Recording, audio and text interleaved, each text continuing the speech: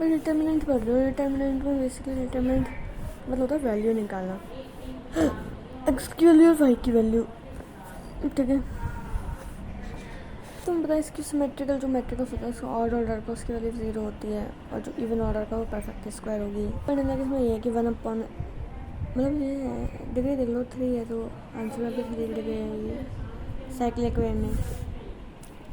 यहाँ पे डिग्री 4 है तो इधर भी डिग्री 4 है। ये एक्स्ट्रा है एक्स वाई जेड, तो एक्स वाई जेड प्लस में नहीं तो इधर एक्स वाई जेड वाला एक्स्ट्रा प्रोडक्ट में प्रोडक्ट एज इट इज़ आ जाएगा, ठीक है।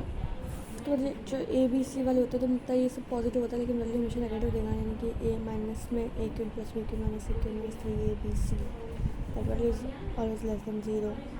अब ये चीज़ एडिशन में आ रही है तुम्हारी, जो ए ना इस साइड शिफ्ट हो गया, बाकी ये सारे प्रोडक्ट्स में आ रहे हैं तरीके से, तो तब इसका आंसर पॉजिटिव आ जाएगा कि ए cube B cube C minus 3ab। ये बहुत फेमस है आपका कॉन्सेप्ट है, जिसके अंदर एक जगह बी प्लस सी है, बी की जगह सी प्लस ए है, डी की जगह ए प्लस बी है, तो ये सब बराबर किसी होती है 4ab, ये याद रखना है, दिस इज 4ab।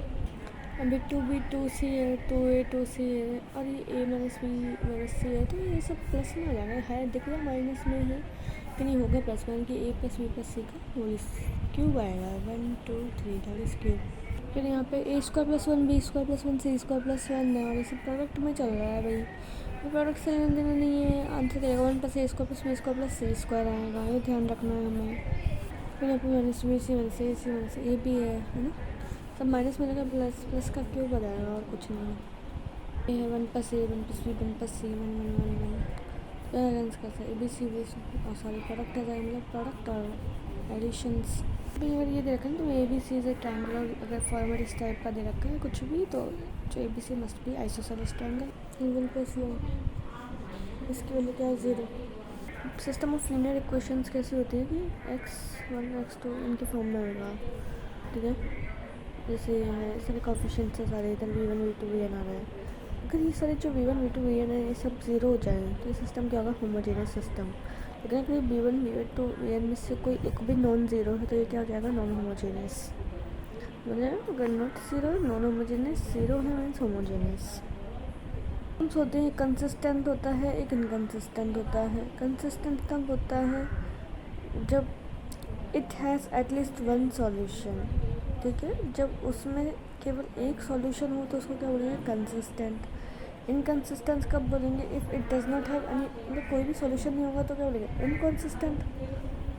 डिटर्मिनेट क्या होता है, if it has a unique solution. Determinate कब बोलेंगे, जब उसका यूनिक सॉल्यूशन होगा, और इनडिटर्मिनेट कब होगा, जब उसके पास मोर देन वन सॉल्यूशन होगा। So indeterminate. Determinate means only unique solution, indeterminate mean more than one solution.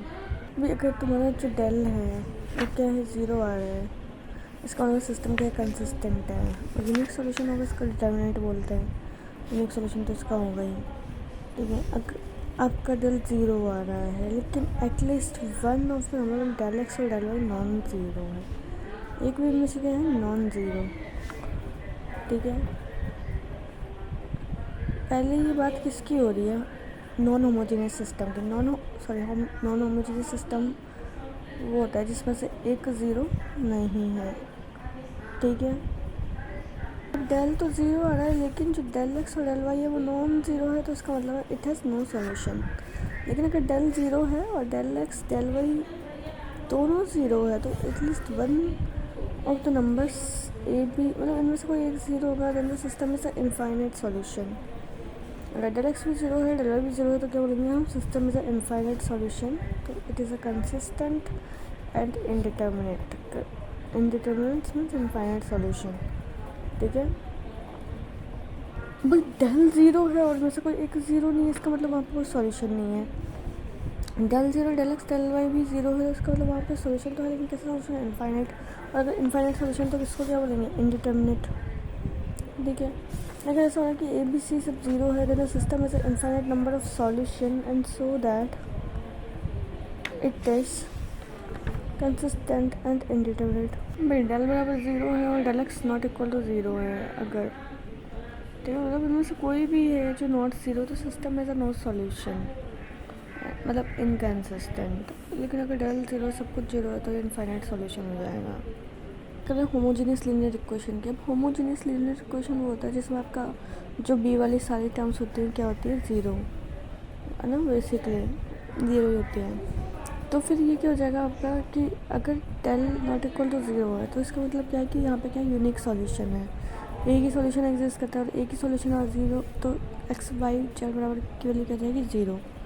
ठीक है, अब मेन चीज़ है कि कंसिस्टेंट है अगर, तो इसका मतलब क्या है कि सॉल्यूशन एग्जिस्ट कर रहा है, तो इसका मतलब unique infinite number of solution. Inconsistent है, इसका मतलब सॉल्यूशन तो एग्जिस्ट कर ही नहीं रहा। होमोजेनियस इक्वेशन है तो consistent is zero. And trivial solution क्या है कि ऑल वेरिएबल ज़ीरो, एक्स बराबर ज़ीरो, वाई बराबर zero. Non trivial solution infinite number of solution. अगर del not equal to zero है इसका मतलब क्या होता है कि यूनिक सॉल्यूशन है, कंसिस्टेंट तो है क्योंकि सॉल्यूशन तो एग्जिस्ट कर ही रहा है। तो बेसिकली यूनिक सॉल्यूशन का मतलब क्या होता है, यूनिक सॉल्यूशन में एक ही पॉइंट है, मतलब इंटरसेक्टिंग लाइन्स है, लाइन्स कैसी इंटरसेक्टिंग। और अगर डेल बराबर ज़ीरो है, डेल भी ये भी ज़ीरो है, ये भी ज़ीरो है, तो उसका मतलब क्या है, कंसिस्टेंट तो है, आइडेंटिकल लाइन्स है, मतलब इनफाइनाइट सॉल्यूशन एग्जिस्ट कर रहा है, तो इसका मतलब लाइन कैसी है, आइडेंटिकल है।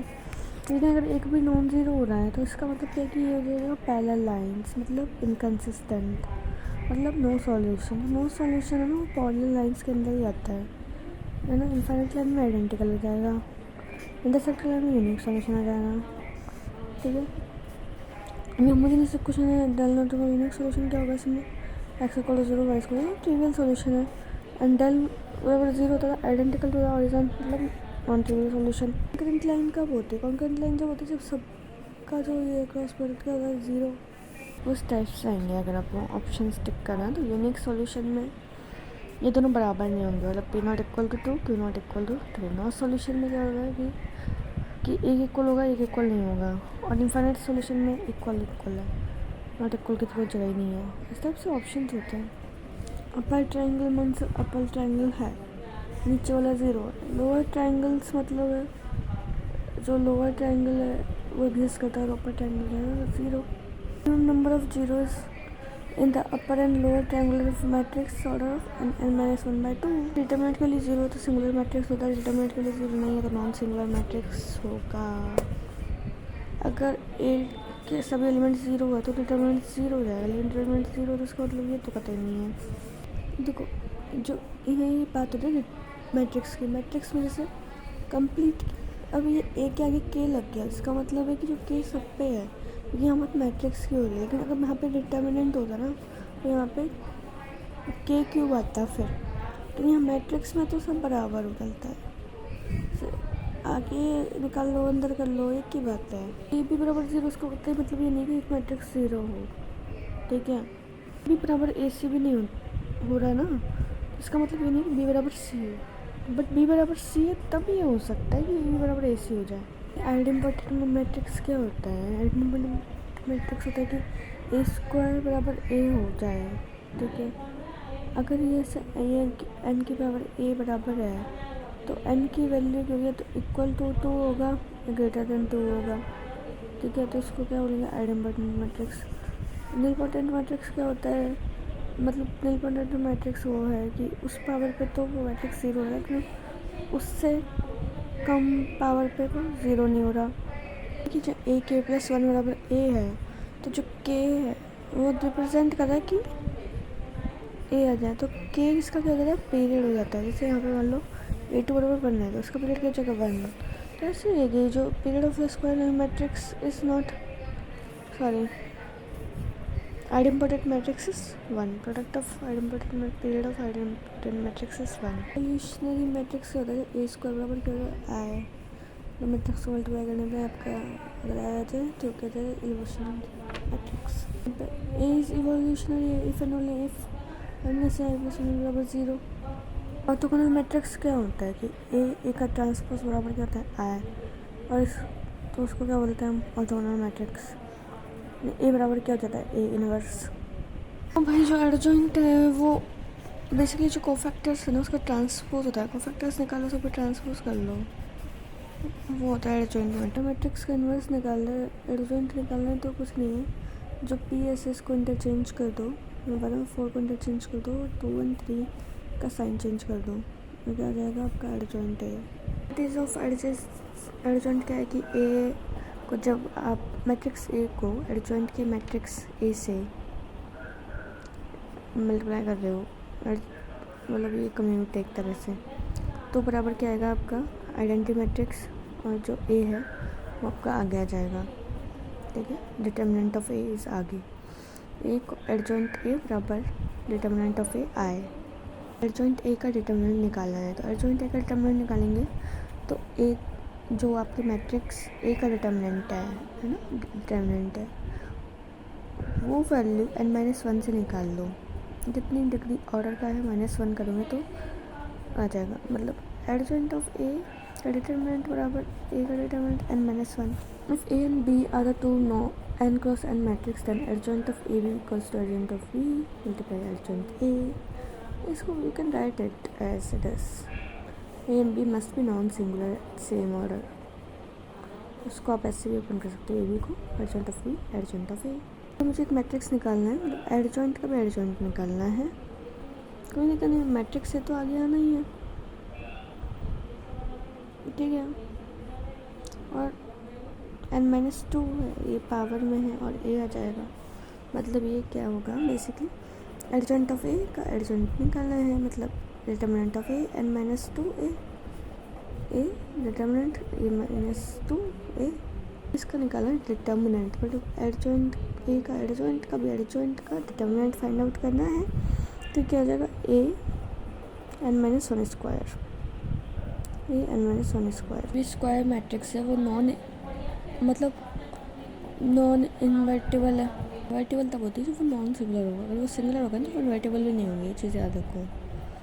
ठीक है, अगर ए बी बराबर आए है बी है तो इन्वर्टिबल तो है ही। अगर कोई मैट्रिक्स इन्वर्टिबल है तब उसको ऐसा लिख सकते हो, यानी कि ए इनवर्स बराबर हो जाएगा बी। तो बेसिकली जो इवोल्यूशनरी मैट्रिक्स होता है ए स्क्वायर बराबर आए है, इसका मतलब ए बराबर क्या है ए इनवर्स बराबर क्या है adjoint of A upon determinant of ए।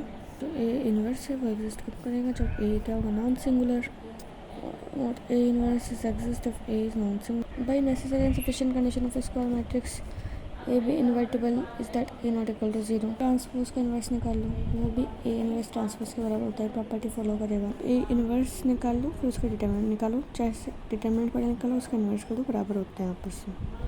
यानी कि जो ए इन्वर्स का जो डिटर्मिनेंट है वो बराबर होगा 1/a का डिटर्मिनेंट। ए का इन्वर्स निकालोगे फिर उसका भी इन्वर्स निकालोगे तो ए हो जाएगा, राइट। और एक चीज़ होगी square matrix set to be orthogonal if A transpose equal to A inverse, फिर ए बी इन्वर्स है may be equal to A inverse B inverse.